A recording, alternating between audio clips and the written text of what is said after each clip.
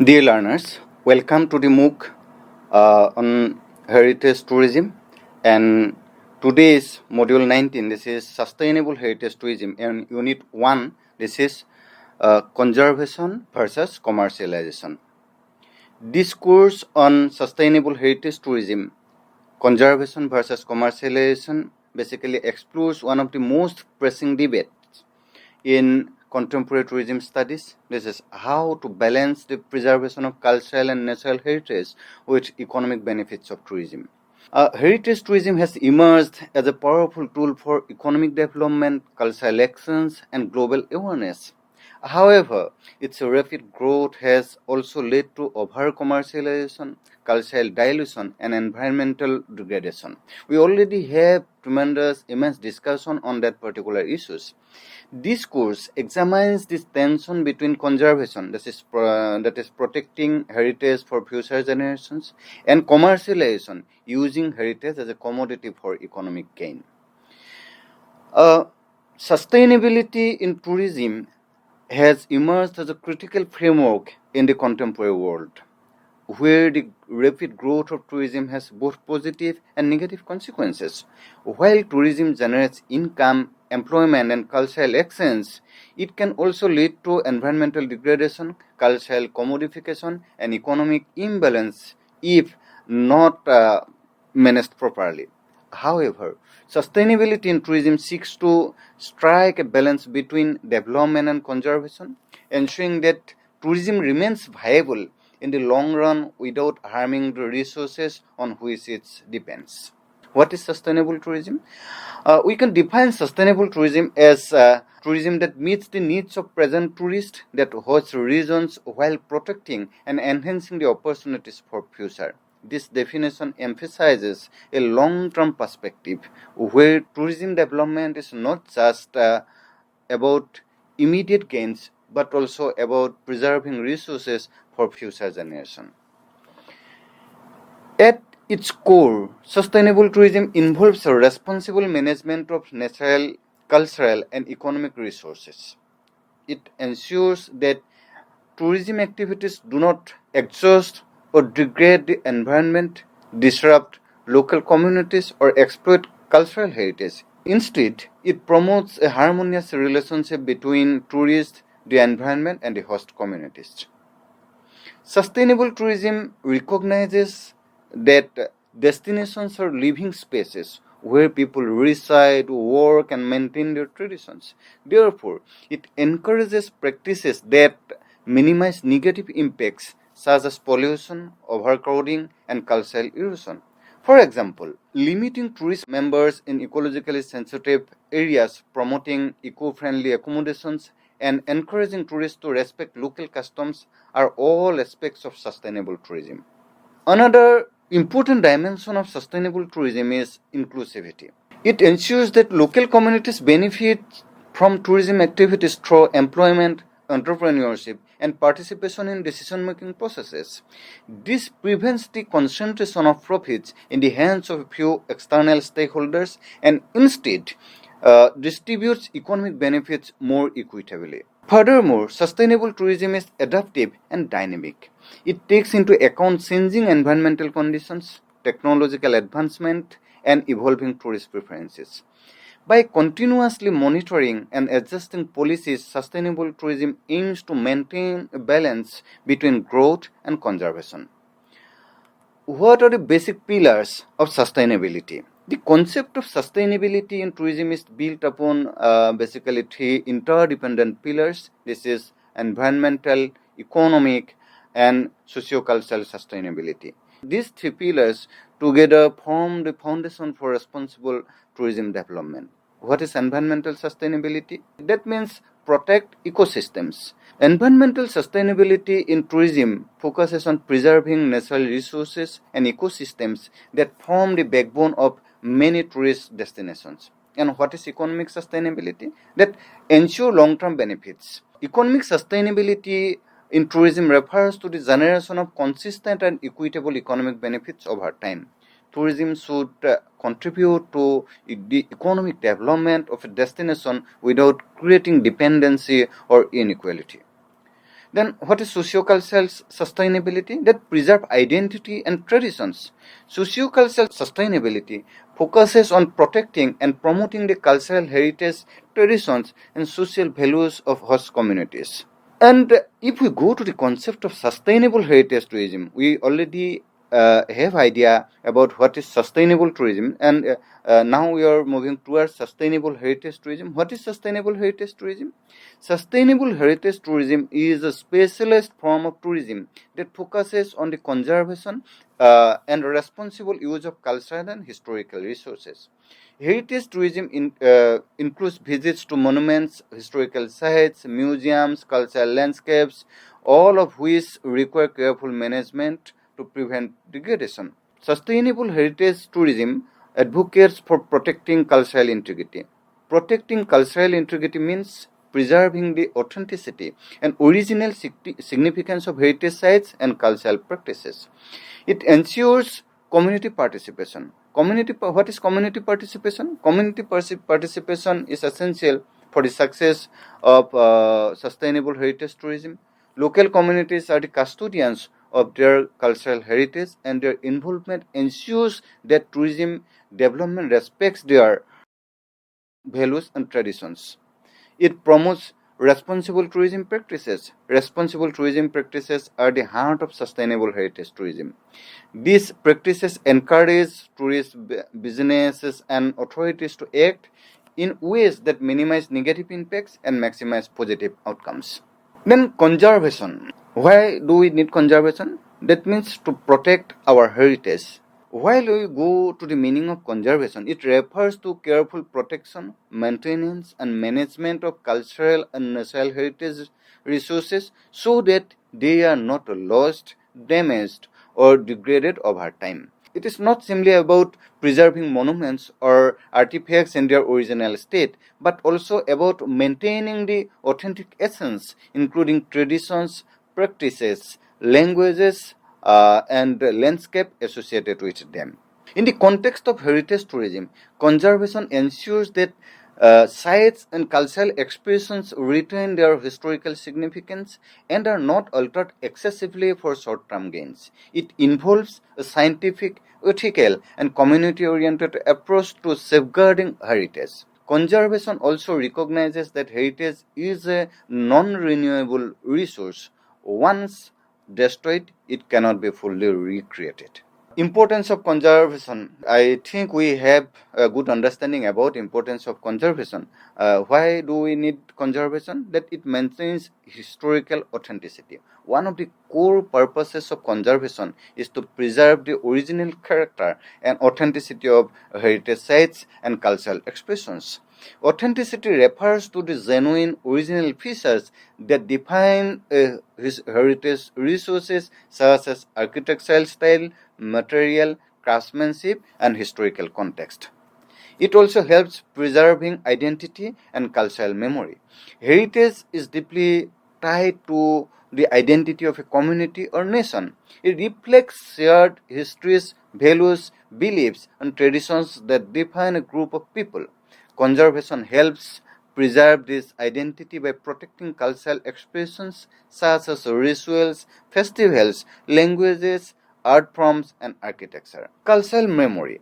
The collective remembrance of a community is sustained through conserved heritage. When heritage is lost, communities may experience a sense of disconnection from their roots. Therefore, conservation plays a crucial role in strengthening cultural pride and continuity.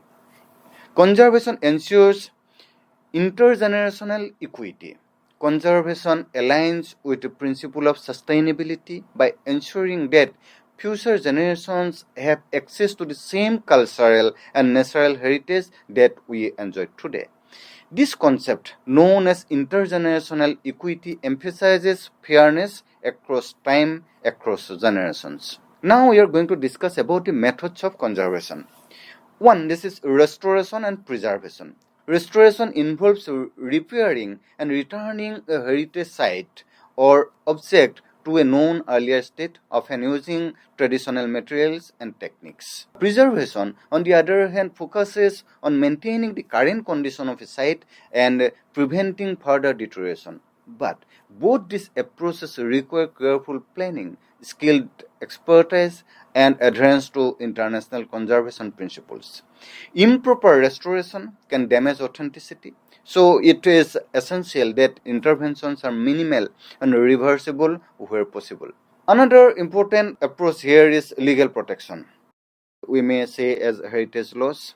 Governments play a key role in conservation through the enactments of laws and policies that protect heritage resources. Another approach here is community involvement. Local communities are the custodians of heritage, and their involvement is crucial for successful conservation. We already have discussions that local communities are the custodians of heritage, and therefore their involvement is crucial for successful conservation. Community participation ensures that conservation efforts are culturally sensitive and socially inclusive. When local people are engaged in decision making, they are more likely to value and protect their heritage. Community based conservation also creates a sense of ownership and responsibility, making conservation efforts more sustainable in the long term. Then, controlled tourist access. Tourism can put immense pressure on heritage sites, leading to physical damage, environmental degradation, and creating other such issues. Control access involves managing visitor numbers, regulating activities, and implementing guidelines to minimize such impacts. Though we have been in discussion regarding the conservation, but there are many challenges in the whole process of conservation. One, this is a lack of funding. Conservation projects often require significant financial resources for research, restoration, maintenance, and management. However, many heritage sites, especially in developing regions, suffer from inadequate funding. Another vital issue here is urbanization pressure. Rapid urban development projects poses a major threat to heritage sites. Expansion of cities often leads to encroachment, demolition, or alteration of historical structures. Modern infrastructure projects, such as roads and buildings, may prioritize economic growth over heritage preservation, resulting in irreversible damage. Another issue here is climate change. Climate change has emerged as a serious threat to heritage conservation. Rising temperatures, extreme weather events, floods, and sea level rise can damage both natural and cultural heritage. For example, increased humidity can deteriorate ancient structures, while floods can destroy archaeological sites. Conservation strategies must now integrate climate resilience. Then tourism-induced damage. This is one of the most important issue here. While tourism can support conservation financially, excessive or poor managed tourism can harm heritage sites. We have already have discussions on this particular issue in our previous classes. Large crowds can cause wear and tear, pollution, and structural damage. Additionally, commercialization-driven modifications may compromise the authenticity of heritage. Balancing tourism and conservation remains a critical challenge here. What is commercialization? Commercialization in heritage tourism refers to the process of transforming cultural and natural heritage into marketable products and experiences that generate economic benefits. It involves packaging heritage in a way that appeals to tourists, often through services, performances, and infrastructures.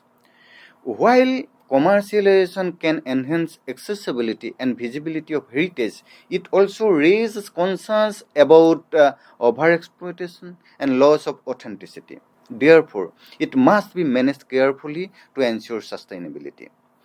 And we all know about the benefits of commercialization. What are the benefits of commercialization? That first, it generates revenue. Commercialization enables heritage sites to generate income through entry fee, guided tours, events, and related services. This revenue can be reinvested in conservation and maintenance efforts. Then, employment opportunities. The growth of heritage tourism creates diverse job opportunities for local communities. These include roles in hospitality, guidance, transportation, handicaps, and cultural performances. Another important issue here is infrastructural development. To support tourism, governments and private actors invest in infrastructure such as road, transportation, accommodation, and communication facilities. Global exposure. Commercialization helps bring global attention to heritage sites and cultural practices. Increased visibility can promote cultural exchange and appreciation. But here is a conflict between conservation and commercialization, and this is one of the most important issue in modern heritage tourism, and I think this is the most important issue to be discussed in the modern tourism industry, basically in the heritage tourism industry. The nature of conflict. What kind of nature of conflict has been faced by tourism industry regarding conservation and commercialization? At the heart of sustainable heritage tourism lies a fundamental tension between two competing priorities. One, this is conservation, and another, this is commercialization. As we have discussions that conservation emphasizes the protection, preservation, and safeguarding of heritage resources for future generations. It seeks to maintain the authenticity, integrity, and cultural significance of heritage sites, whether they are monuments, landscape, or living traditions. At the same time, commercialization, on the other hand, is driven by economic motives. We all know it. It focuses on maximizing tourism revenue by promoting heritage as a marketable product. This often involves increasing visitor numbers, developing infrastructure, and tailoring experiences to suit tourist demands. The conflict emerged because these two goals are not always aligned. While conservation requires limits on visitor numbers, infrastructure development, and human interference, commercialization often encourages expansion and accessibility. For example, a heritage site is preserved in its original state may not be able to accommodate large crowds, but commercial tourism strategies may push for higher footfall to boost economic gains.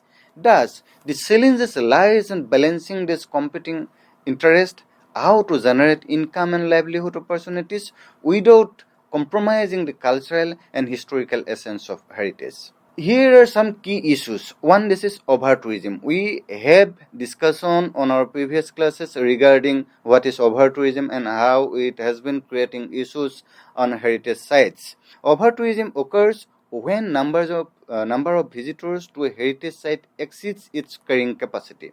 This is one of the most visible consequences of excessive commercialization. Another important point here is cultural commodification. Cultural commodification refers to the process by which traditions, rituals, and cultural expressions are modified or packaged to meet tourist expectations. In many cases, traditional performances may be shortened, dramatized, or altered to suit tourist schedule. Then, cultural practices that once held deep spiritual or social significance may be reduced to mere spectacles, and local crafts may be mass-produced to meet demands, losing their originality and craftsmanship. Then, loss of local identity. When heritage is excessively commercialized, local communities may begin to feel disconnected from their own cultural resources.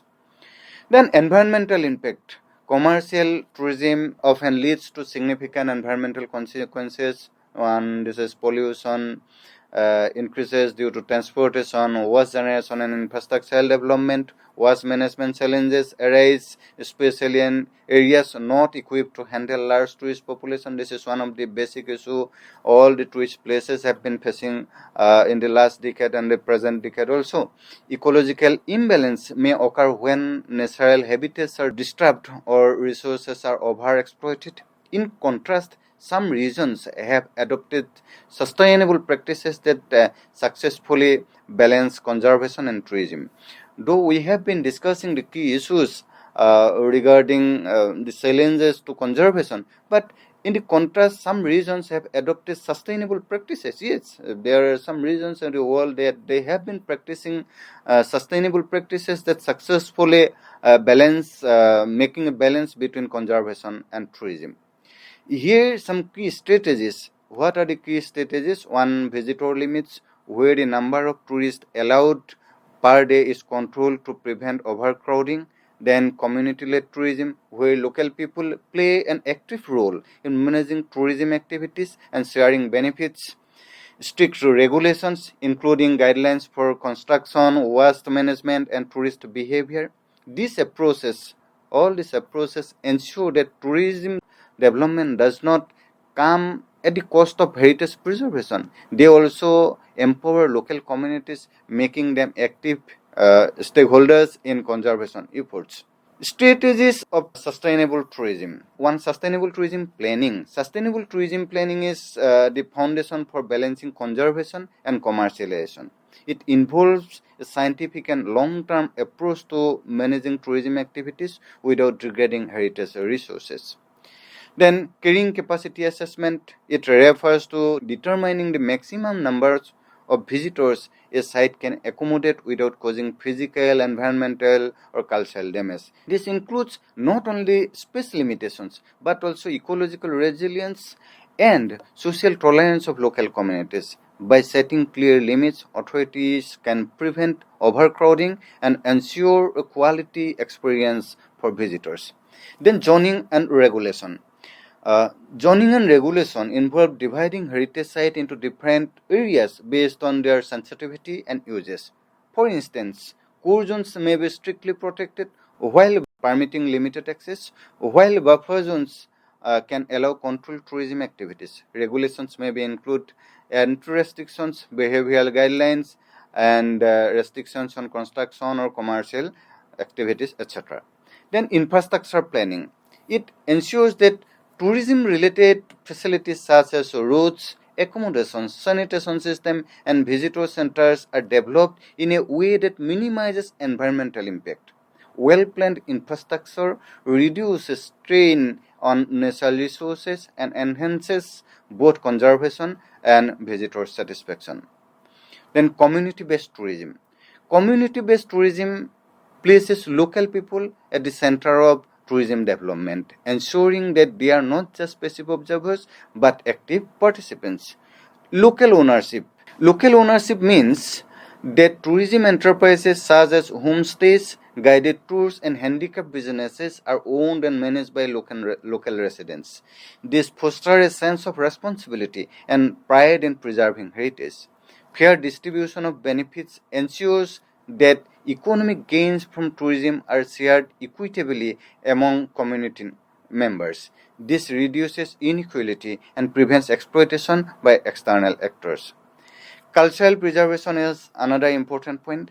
Cultural preservation is strengthened when communities actively showcase their traditional rituals and lifestyles. Since they have a direct stake in tourism, they are more motivated to maintain authenticity rather than alter practices for short-term gain.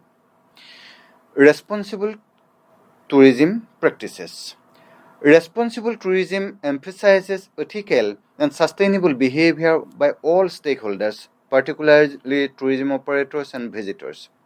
Eco-friendly operations. It includes using renewable energy, reducing carbon footprints, conserving water, and adopting sustainable construction practices. These measures minimize environmental harm. Then another important point here is waste management. Waste management is critical in tourism heavy areas. Proper system for waste segregation, recycling, and disposal must be implemented to prevent pollution and protect ecosystem. Awareness campaigns play a vital role in educating tourists and local communities about the importance of conservation.